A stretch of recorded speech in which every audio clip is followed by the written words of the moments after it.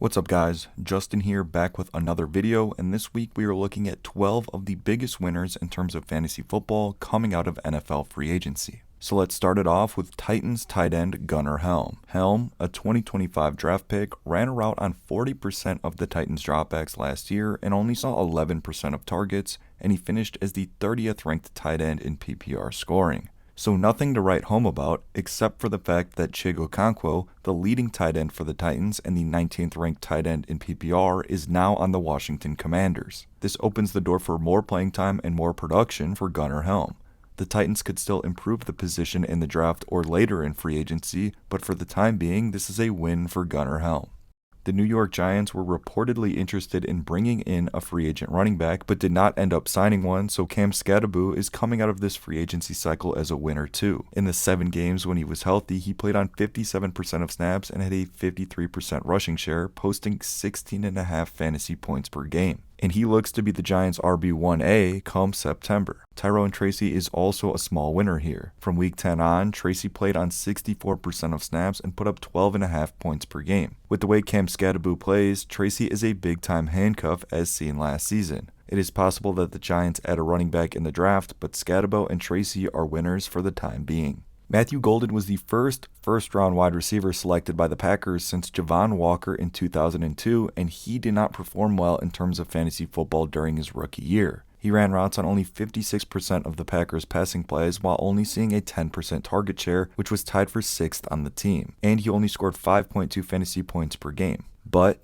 with Romeo Doubs signing with the Patriots and Jaden Reed predominantly the slot wide receiver, Matthew Golden should play more in 2026. Watson, Kraft, Reed, and Wicks are all still in Green Bay, but Golden is still coming out of this offseason as a winner so far. Wan'Dale Robinson is also coming out of this free agency cycle as a big winner, both financially and in terms of fantasy football. He signed a 4-year, $78 million contract to join the Tennessee Titans. He could have been even a bigger winner if Calvin Ridley was cut, but there still shouldn't be a ton of target competition in Tennessee. 2025 rookies Alec Iomanar and Shamir DK will still be there, but they shouldn't command a high target share. Wan'Dale should be able to continue to be the PPR merchant that he has been the past few years. DJ Moore was traded from Chicago to the Buffalo Bills, pairing him up with the best quarterback of his career, while also getting out of a crowded pass-catching group. If I owned DJ Moore in Dynasty, I'd much rather him be with Dawson Knox, Dalton Kincaid, and Khalil Shakir than Rome Odunze, Luther Burden, and Colston Loveland. So all things are pointing up for DJ Moore thanks to this, plus playing with Josh Allen.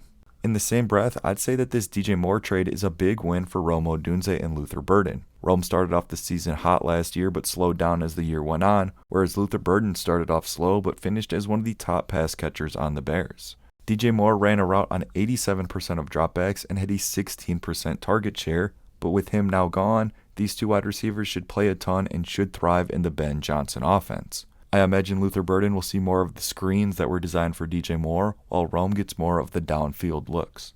Another set of wide receivers that are leaving this free agency cycle as winners is the pairing of Alec Pierce and Josh Downs. Michael Pittman was traded to the Pittsburgh Steelers, and he ran the second most routes on the Colts and had the top target share at 22%. This trade frees up a ton of production that should be able to be picked up by Pierce and Downs. In fact, their target per route run rates were significantly different depending on whether Pittman was on the field or off. So with Pittman now gone, these guys could see some elite target numbers. Mark Andrews is coming off his lowest PPR scoring season of his career since his rookie year, with Isaiah Likely eating into his playing time over the past couple years. Likely ran a route on 57% and 60% of dropbacks in the last 2 seasons, but he left in free agency and is now a New York Giant. Obviously, Andrews is getting older, but if he is able to get back to around an 80% route share, then he should be back into the conversation as a tight end 1. Charlie Kolar also left in free agency, leaving Mark Andrews as basically the only tight end left in Baltimore. With Travis Etienne leaving the Jaguars and signing with the Saints, Bashal Tutin is coming out of this offseason as a big winner. The Jaguars traded Tank Bigsby last September too, which sparked speculation that Tutin would play a significant role in the offense. He did have some moments, but Etienne was the predominant running back this past year. But with him now gone, Tutin could step in as the #1 running back for the Jaguars.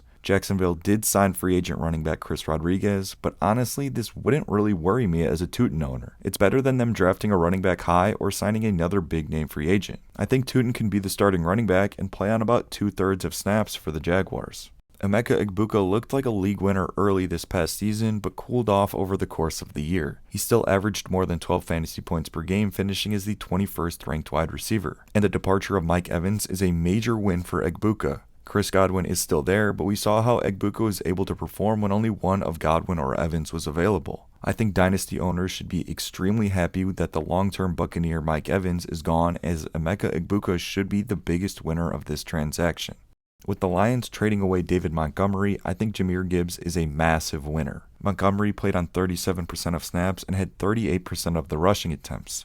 And I know that the Lions just signed Isaiah Pacheco, but I don't really think he's going to play all that much. I think David Montgomery is the better back between him and Pacheco, and with Montgomery now gone, I think Gibbs is going to the moon. Enough so that he could very well go first overall in drafts later this year. Isaiah Pacheco really doesn't worry me at all, so Jahmyr Gibbs is my second biggest winner coming out of this free agency cycle. And my number one biggest winner after free agency is Kenneth Walker. Walker was really good when given the opportunity during the regular season, but the problem was that Zach Charbonnet literally played more than him and almost had the same percent of rush attempts. Walker was at 47%, while Charbonnet was at 41%, a completely split backfield. But in the playoffs, and especially after Charbonnet got hurt, Walker was phenomenal and he was able to showcase his ability. Walker now gets to be the lead back in the Kansas City offense alongside Patrick Mahomes. Now the Chiefs haven't been a high-powered offense the last couple seasons, but I am not concerned about that for Kenneth Walker. In fact, I am extremely excited for the Super Bowl MVP, and that's why he's my number one biggest winner.